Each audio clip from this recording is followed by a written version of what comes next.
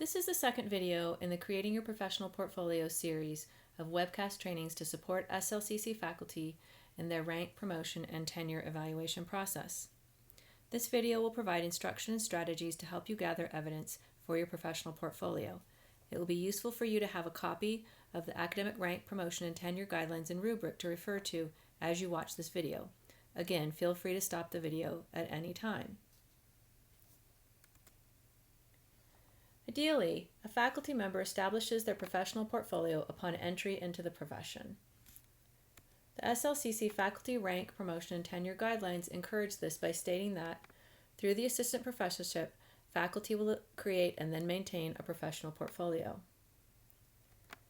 In this circumstance, new tenure-track faculty members should make themselves familiar with the 8 areas of performance assessment outlined in the Academic Rank, Promotion, and Tenure Rubric.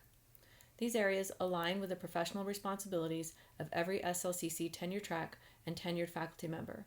They are teaching, with subsections of instructional delivery, instructional design and assessment, field discipline knowledge applied to teaching, course management, professional activity including maintaining or developing one's field knowledge and credentials, memberships and participation in professional organizations, and then finally service, which includes college service and potentially community service. Rather than trying to collect everything at once, it is more effective and less stressful to create a system to regularly save artifacts, evidence, and reflections or self-assessments into these areas. While the areas may overlap with each other, setting up files for your work in teaching, professional activity, and service can be very helpful. At the very least, creating a list of your ongoing activities and accomplishments in these areas will help you as you create your professional portfolio. What to include? The Academic Rank, Promotion, and Tenure Rubric provides the 8 performance areas that you need to address in your professional portfolio. It also provides lists of possible observation evidence for each of these areas. Try not to let this overwhelm you because the purpose of these lists is to act as a suggestion for the types of activities that may fall within these different areas. While they may look like checklists, they are not to be used as checklists. They are not prescriptive, but are rather tools to help give you a sense of what areas your professional artifacts fall into. One distinction, however, must be made about the items in the different levels of the rubric: unsatisfactory performance, needs improvement, professional performance, exceeds professional performance, and exceptional professional performance. Professional performance is what's expected of all faculty members. This is indicated by the evaluative language in this level in each area, which says, the faculty member provides evidence of all of the following or similar activities. I've intentionally highlighted the words all and or similar activities to show 2 things. First, the similar activities acknowledges that this rubric is not just a checklist. Your individual working situation may not include every single item on the list, according to your department's priorities. However, the all indicates that the level of professional performance assumes that your work encompasses the activities listed or practices of a very similar nature as determined by your department. Exceeds professional performance means that faculty exceed the professional performance expectations in significant ways. The list of items found within these levels are suggestions. There is no expectation that a faculty member would accomplish all of the areas in a given list. In fact, some of the items appear in more than one sub-area. Use these lists as a tool to help you see where your work exceeds professional performance. This will help you put together a portfolio that highlights your strengths and achievements.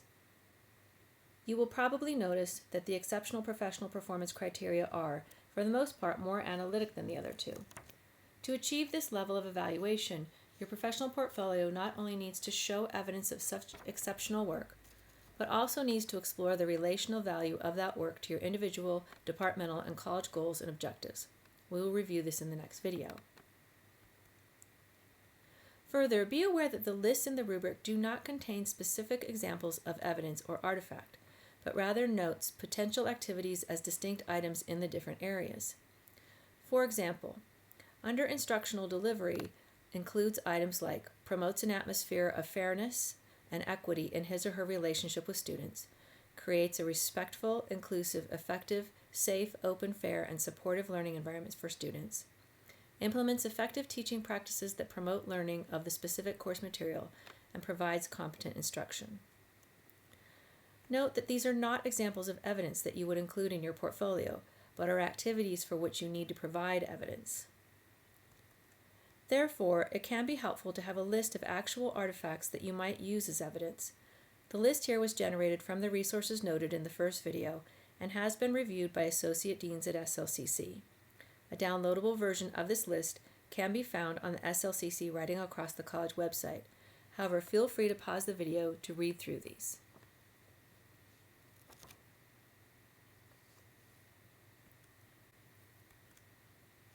As you comb back through your artifacts and evidence, you will likely be wondering how far back you should go. You can't include everything, especially if you've been teaching for years. A professional portfolio can be thought of as a balancing act.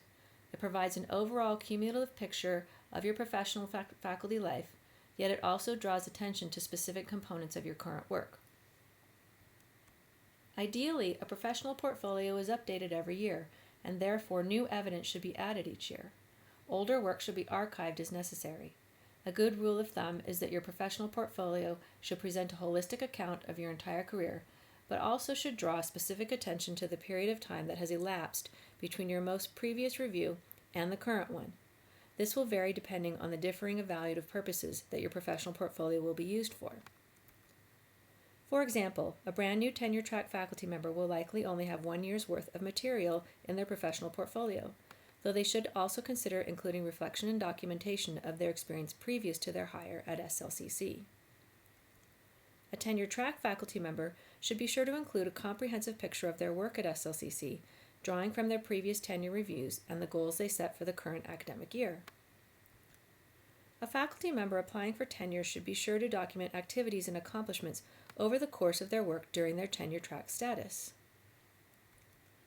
A faculty member who is anticipating applying for merit pay should emphasize their accomplishments in the current academic year.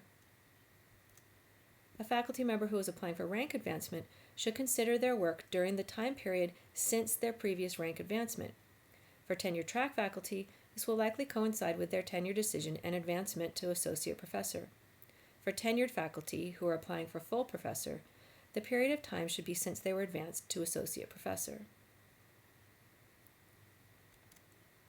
The SLCC Faculty Rank Promotion and Tenure Guidelines provide guidance for this balancing act. Refer to the minimum qualifications and eligibility requirements for the different faculty ranks. This is the end of this video. The next video will show you some important writing strategies for your professional portfolio.